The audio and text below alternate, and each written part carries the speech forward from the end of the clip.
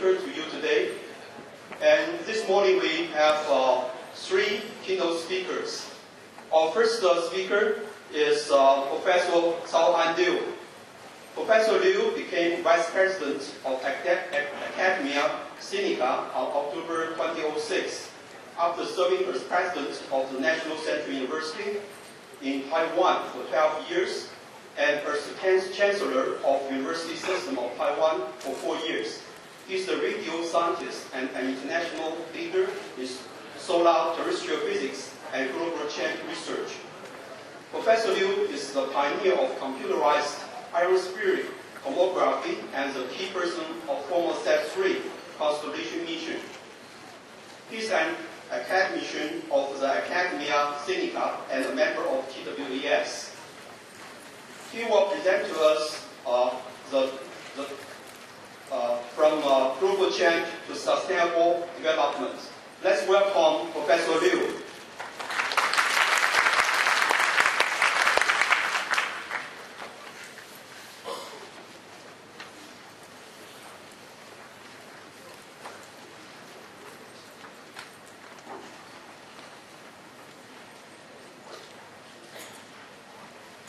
Thank you.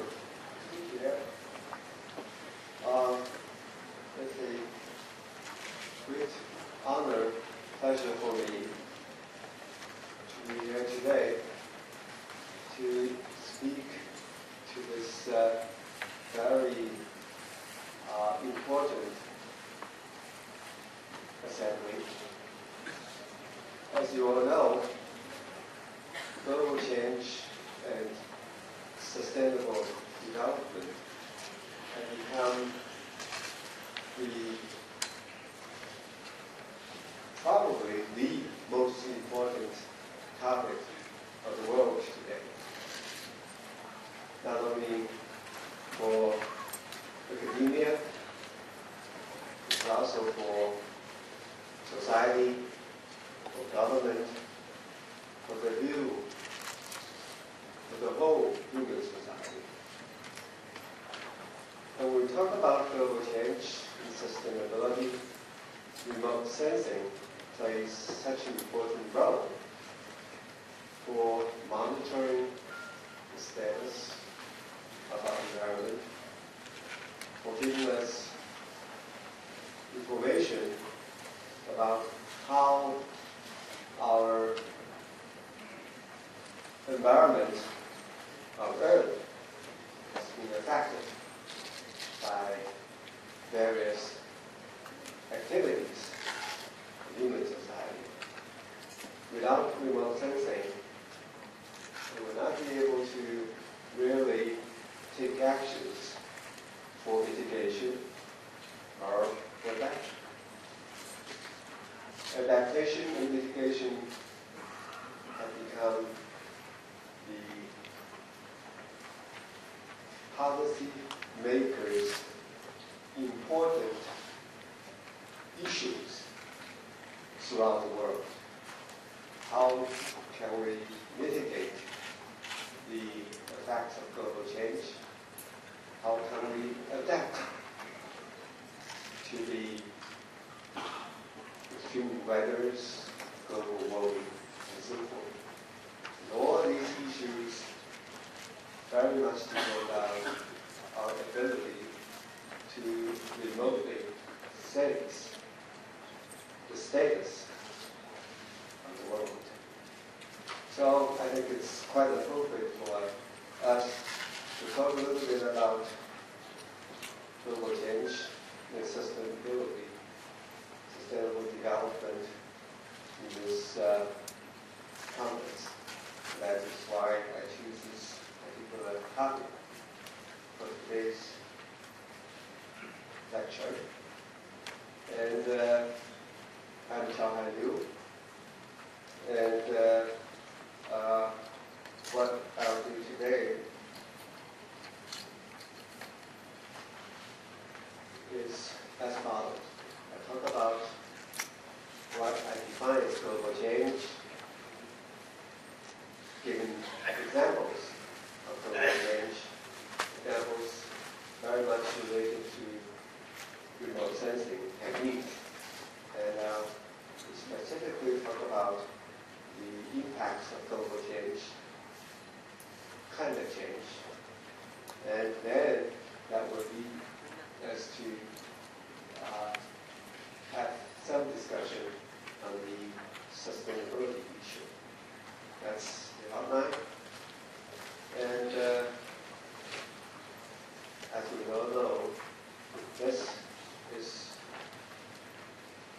is happening in the world today.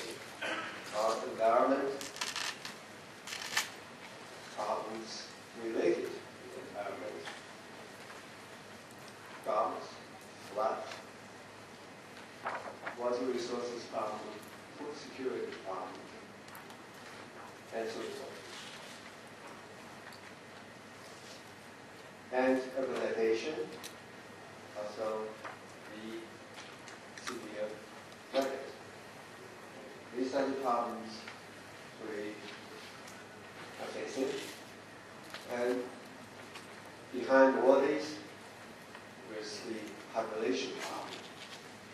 The current population of the world is already approaching 7 billion,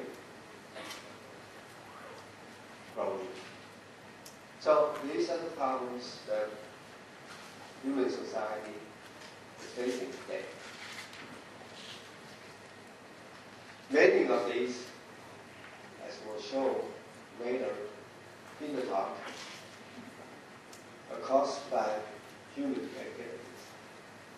So the first issue, the first topic I want to discuss is global change. Global change in this talk is defined as long-term or even irreversible changes of the Earth's environment caused by human activities. That is what we define as global change, at least in this talk. And to really discuss this, the first question many people will ask ourselves is, can human indeed change nature? For many, many years, we believed and we thought that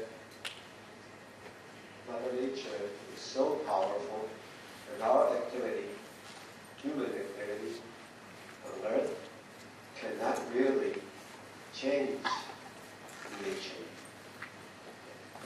And in our history, there are examples when people succeeded in making some efforts to avoid natural hazards, to change some happenings in nature. We would help these people as heroes of our society, simply because we, for a long time, believed that human cannot change nature. Such a vast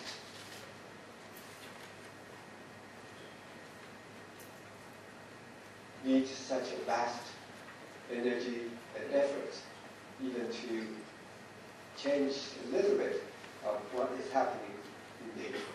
So when we talk about global change, first question we ask is, can human indeed change nature? I talk about two examples, two recently occurred examples. The first one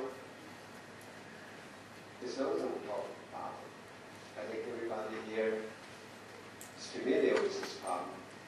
I'll just very quickly go over it, review this.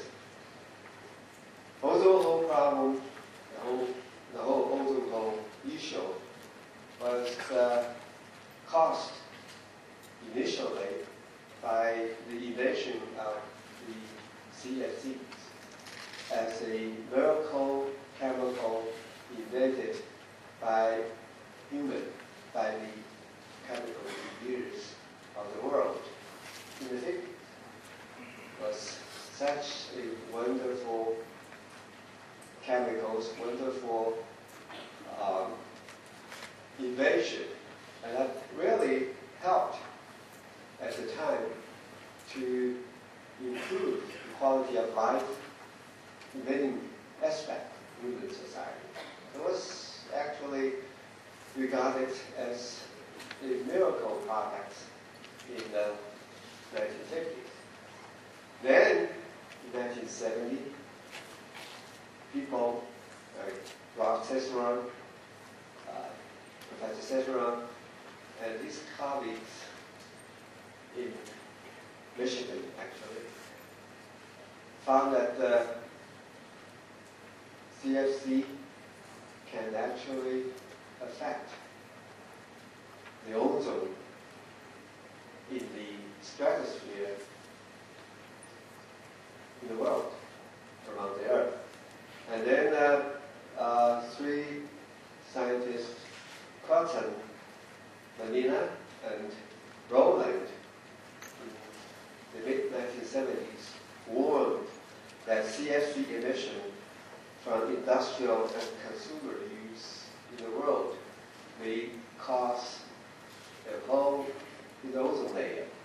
And we all know ozone layer is the shield around the Earth, protecting us from the ultraviolet light of the sun. Okay. Very, very crucial to the health of human being as well as the other biological bodies in the world. The ozone layer is such an important shield for us. And in the 70s, these three scientists warned that the use of ozone, of CFC, both in the industry and by consumers in the world, may actually cause the depletion of the ozone layer. And then in the late 70s, NASA launched a series of satellites. That series is actually, as you all know, still continuing. Satellites to measure the ozone distribution in the world from the satellite. And in the 70s until mid-80s, we were trying to find the ozone hole and failed. Couldn't find it. And then in 1985, the scientists from the British